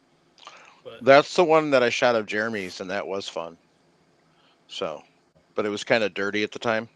yeah. So I Though did. I do kind of want one of those the Taurus TX22s with the forced reset trigger. I've Those just heard look like those are a fun. lot of fun. Those are the videos I've seen, like people I've talked to that have them. It just looks like a ton of fun with a Hmm. 22 round mag. I shot Frank. Who's the company that makes the? Franklin. Yeah, I shot Franklin Armory's FRT Glock at I think Shot Show a few years ago, and it was interesting. So, but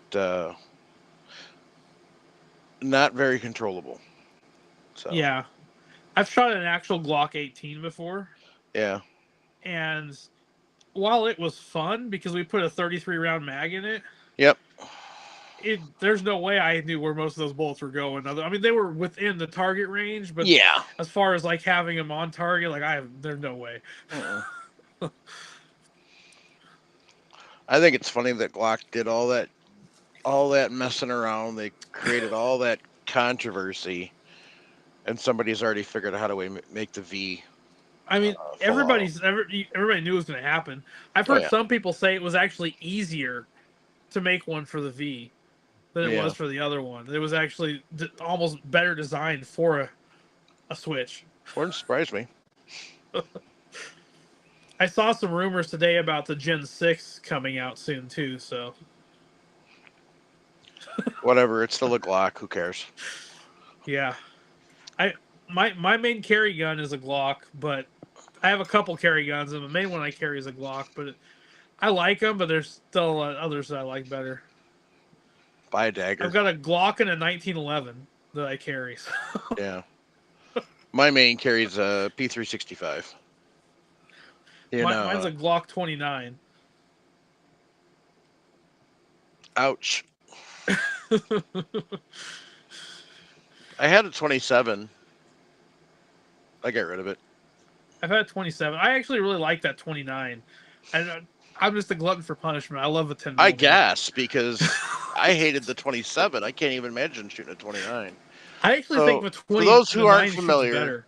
27 is a 40, and a 29 is a 10 mil. So yeah, no, there And isn't a 28. I've had both. Yeah, no, there isn't a 28 in the States because of some stupid freaking government bull crap that they couldn't import it. So it's a 380. Yeah. I don't know. Stupid. Yeah, I know something weird about it. The 29 I actually feel like I think shoots better than my 27 did. But I don't know if it's because it's a little bit I'm heavier. still not going to shoot it. It's a large frame. Yeah. Versus the smaller frame of the 27. Yeah. I don't know. I actually was very impressed with, but my 1911 that I carry is a Para Elite carry. Oh, those are nice. And so it's a 3-inch barreled, shortened framed 1911. Mm-hmm. And I love that gun. At 50 yards, I can hit a target all day with that gun. Mm-hmm. Mm-hmm. That's the one I always carry in my truck, and then my other one's on my side. But I'll throw that 1911 on my side without any hesitation. Yeah. Just forget about the staple guns, guys. Just stick to the 1911. You're fine. The only thing bad about the 1911 since it's a shortened frame, it only holds 6 rounds. You'll have to get yourself a ghetto mag. 10-rounder. Yeah, I have a couple extended rounds. The ones that came with it are only 6 rounds. Yeah. Hey Ray, it works better if you want to make a comment if you unmute yourself first.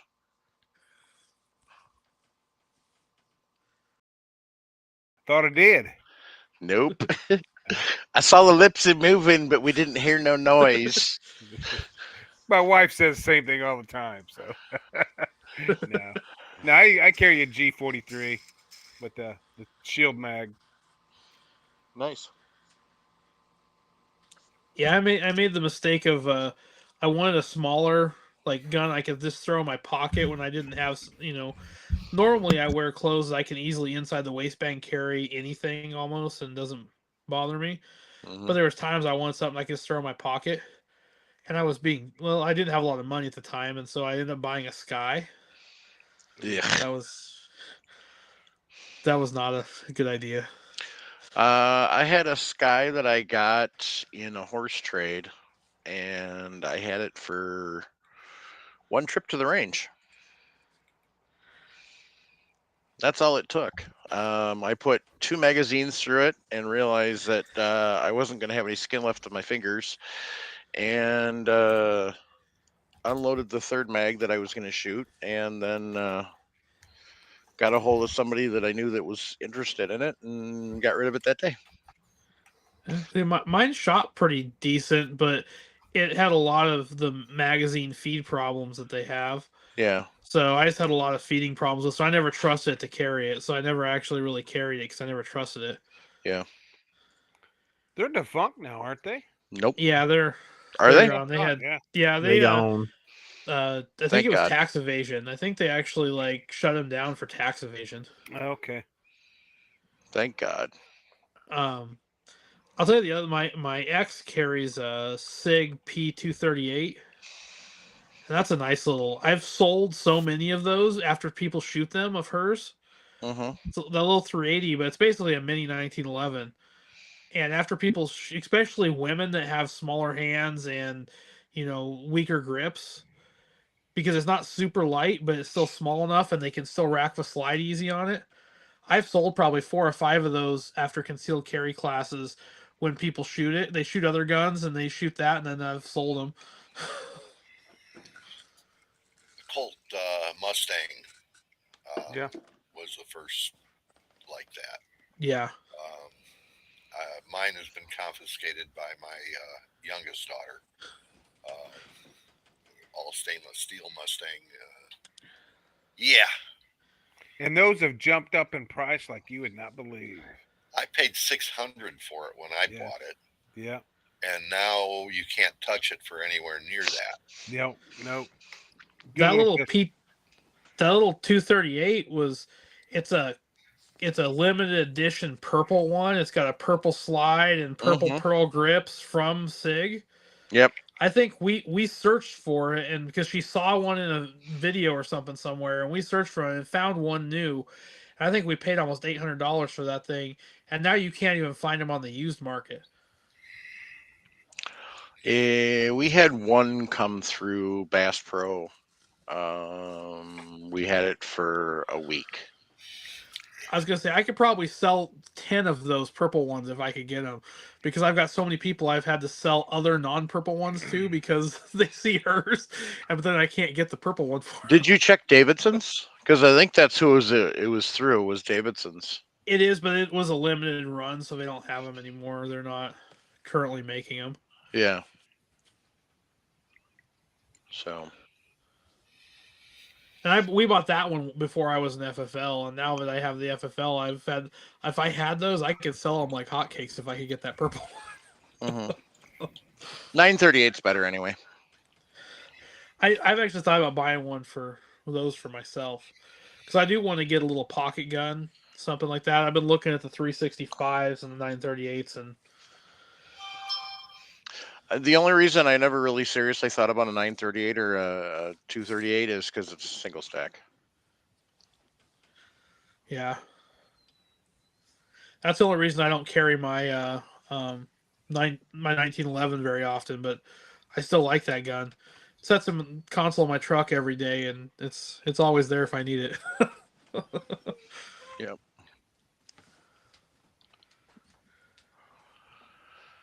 All right. Well, I don't have any more questions for you. Does anybody else? No.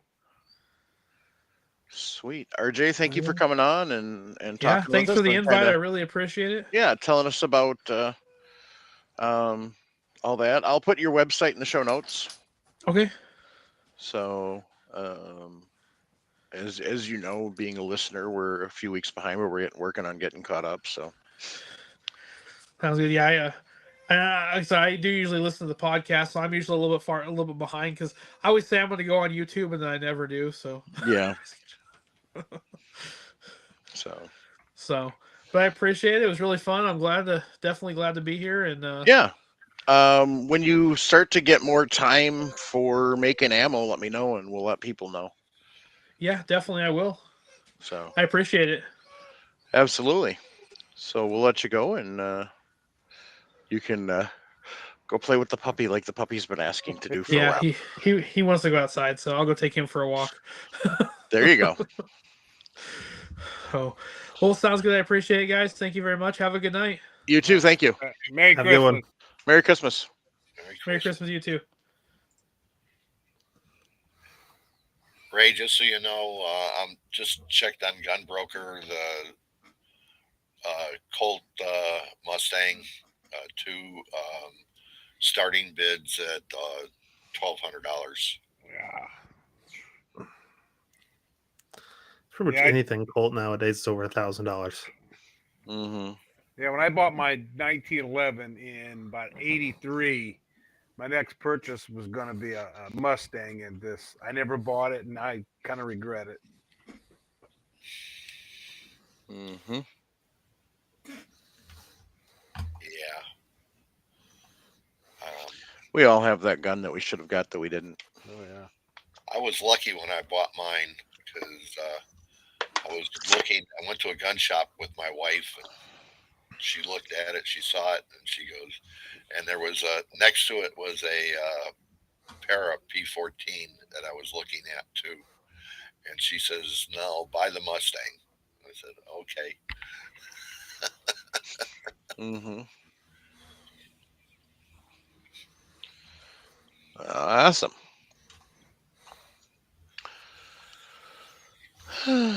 So I haven't gotten this December patch of the month from Patriot Patch Company, so we'll just show off the November one again.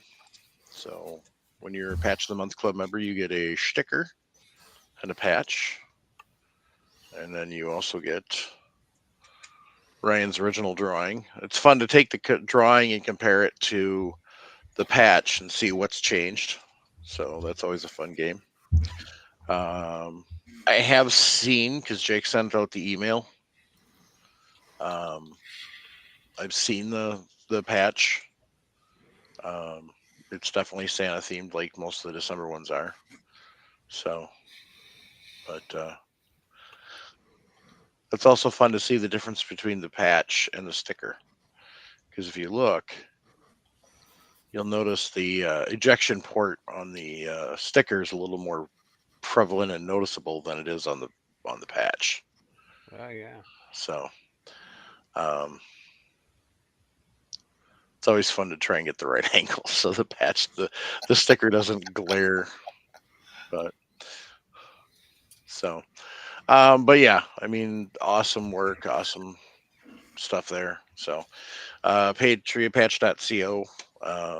Otherwise, if you head over to firearmsradio.net/category/podcast/reloading-2, you can click on the support the show and become a Patch of the Month club member yourself. be a Patreon member. You can also sign up to do that through YouTube or through Rumble. Rumble.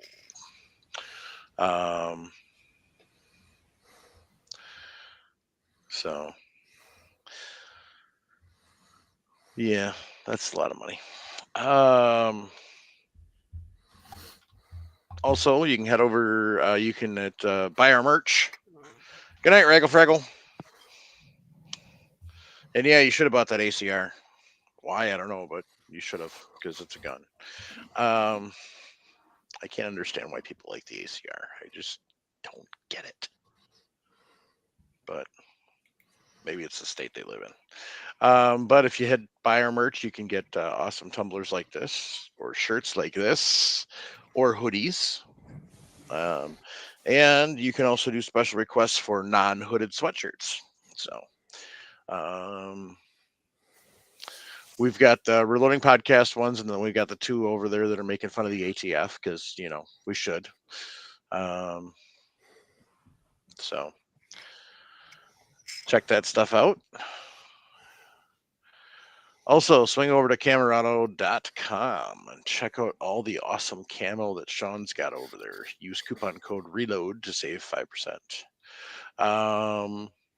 If you are going to Patriot Patch Company's website to buy other stuff, which they do have other stuff there, like the magnetic patch panels right there.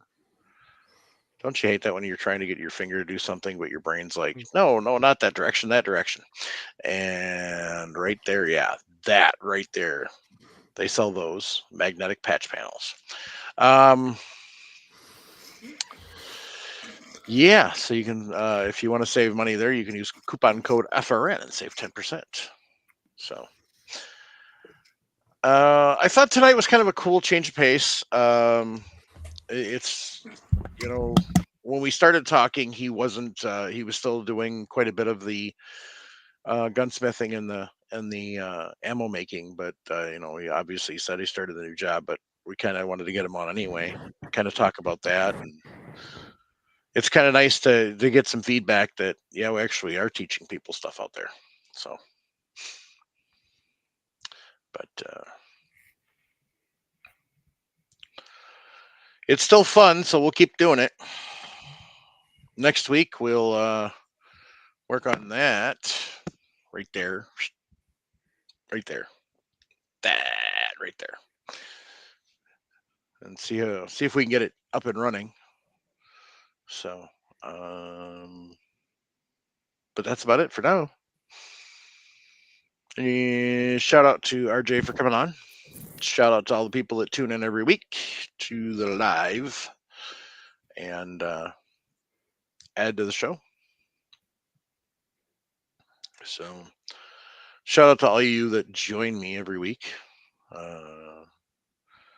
Nice to have Nick and Ray back now that they're done screwing around in Texas.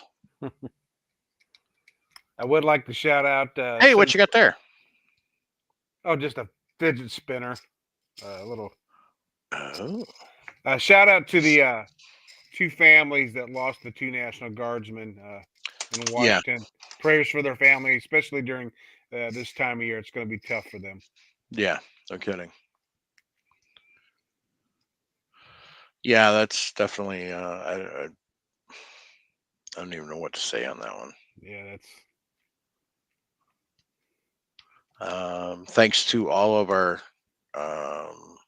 first responders and military people that aren't going to be home for the holidays. Yeah. So be with the families and fidget spinners. Yay! Come on, Nick and Paul, join the club. I don't know if I have a fidget spinner. Look into my eyes. Have a fidget spinner. You were getting sleepy. You were getting very sleepy. Oh, you don't like that one? I have one Wisconsin themed. It's a cow.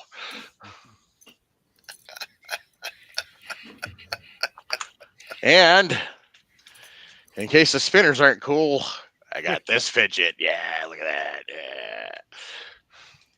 I turn you off. turn you off.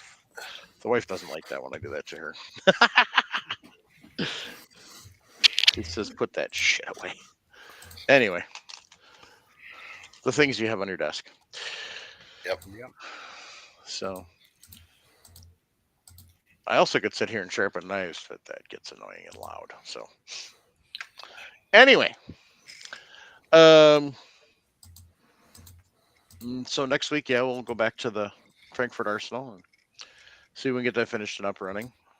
And go from there. And the week after, I don't know what we're going to talk about yet. We'll figure it out when we get there. And then we're off for Christmas and New Year's. So, wow, where the hell did this year go? I have no idea. It flew by. I You literally know, felt like I was just at SHOT Show. you know, when I was younger, my mom used to say that when you get older, the time goes by quick. Yes. And she was fucking right. Tell me about it. Jeepers.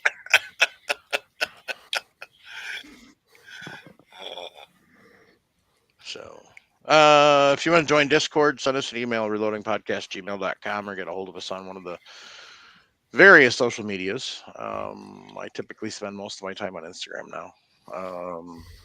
I will wander over to Facebook to wish everybody a happy birthday, and if somebody messages me or something.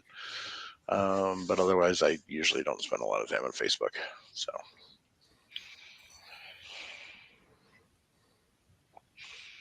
just remember to tell your loved ones that it doesn't matter. The size doesn't matter when you go buy guns at gun stores. So,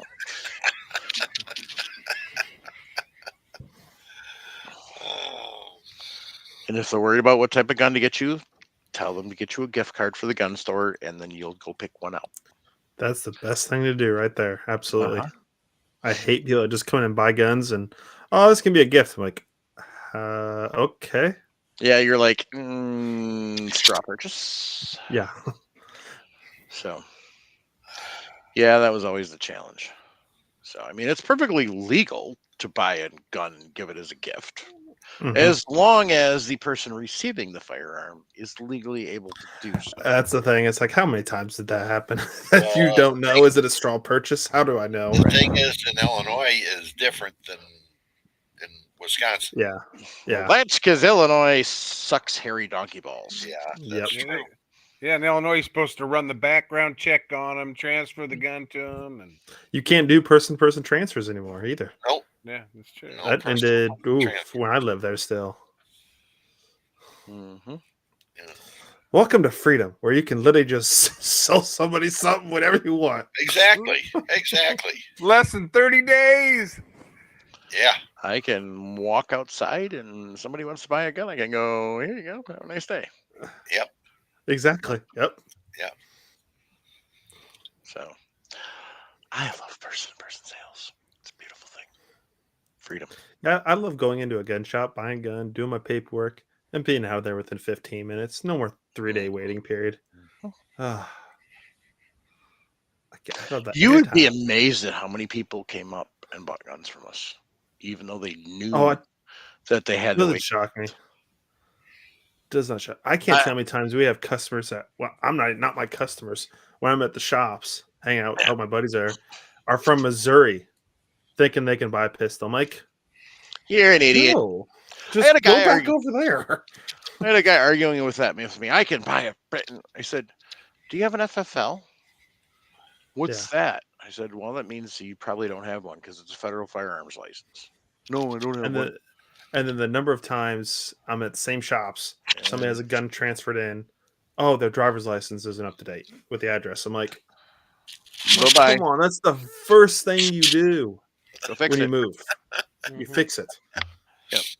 Even if it's a state ID, something. Just get me something with the new address. That's all I care about. Yep.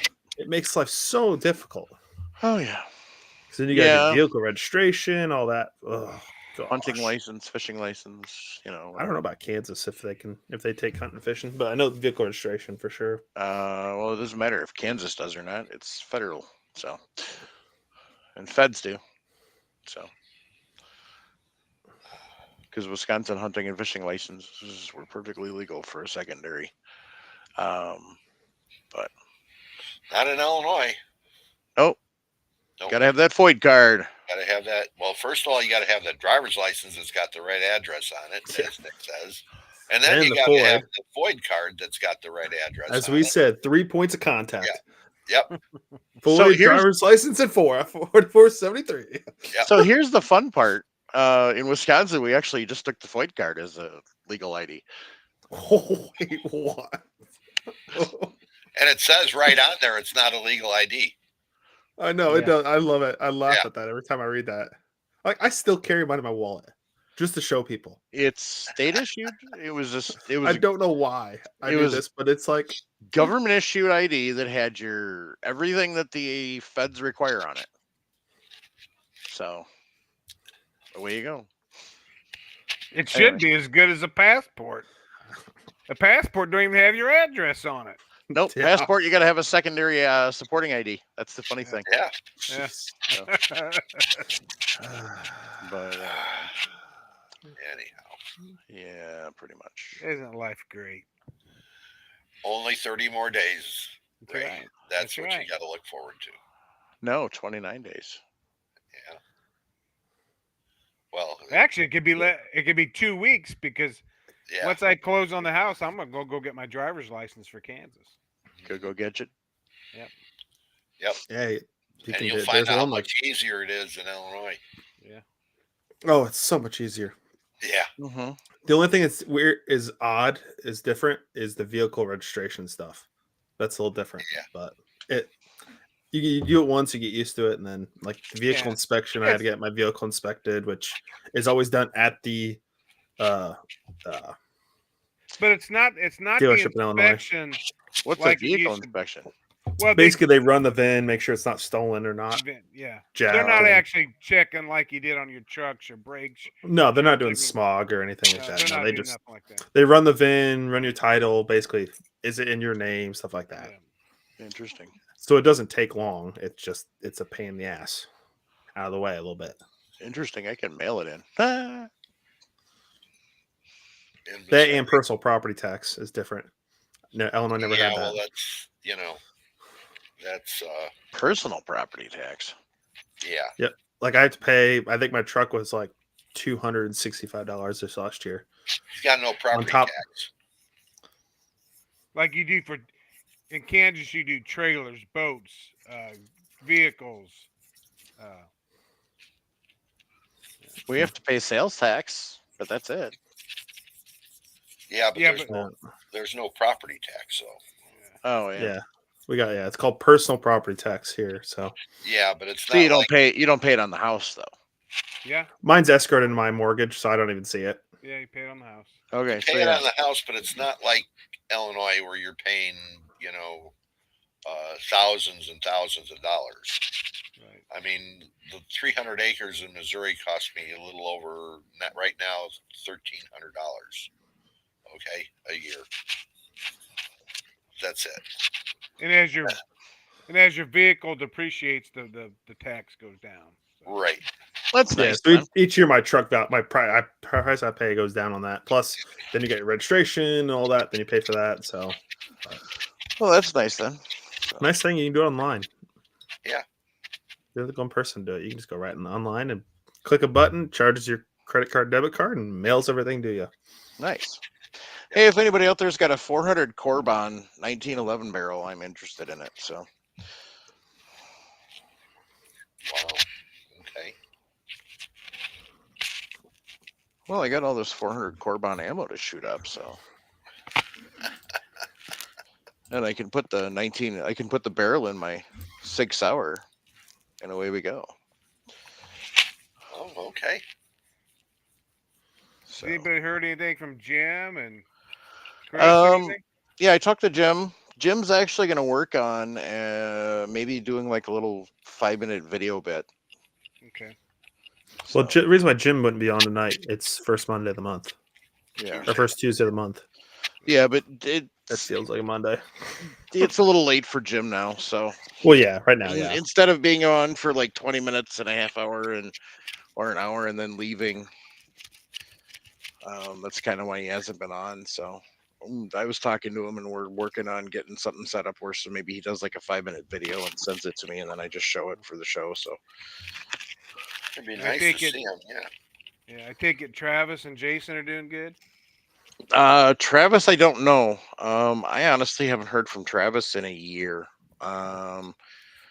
I tried reaching out to him a few times here and there. I talked to Jason, so Jason's still doing pretty good, but Jason's still at work when we start. So Okay. so maybe at some point in time he'll be able to join us again. But Yeah. the Yeah, I gotta problem get. is he's only an hour behind us now versus 2 hours when he was in California. So Yeah. he was so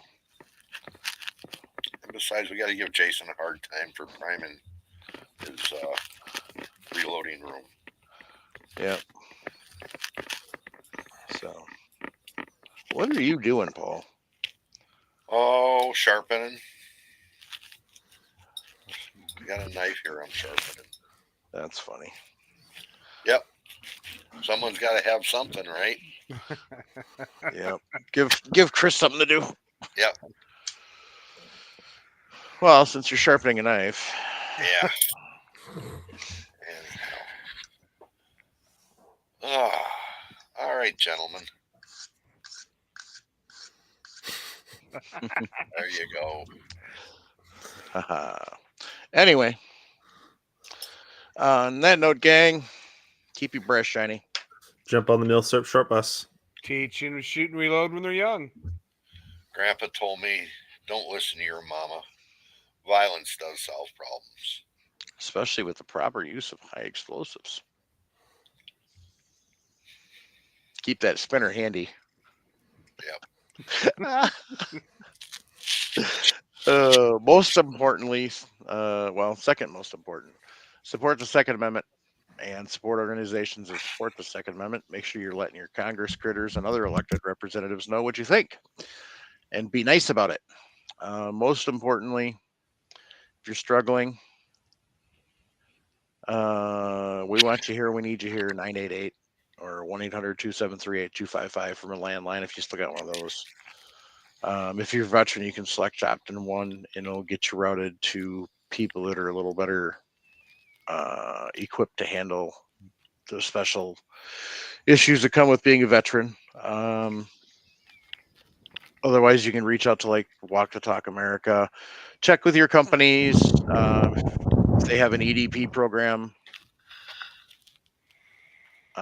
More than likely, they probably have some free counseling available. So it's very important to reach out and get help.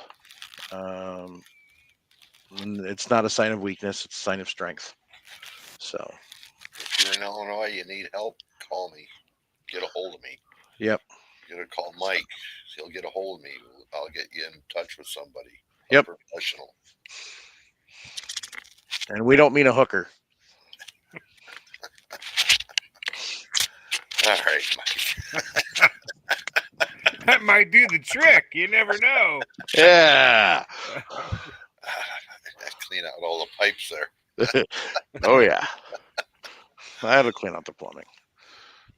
Suck your eyelids inside out. Anyway, you folks have a good night. Good night. Good night, all. Good night.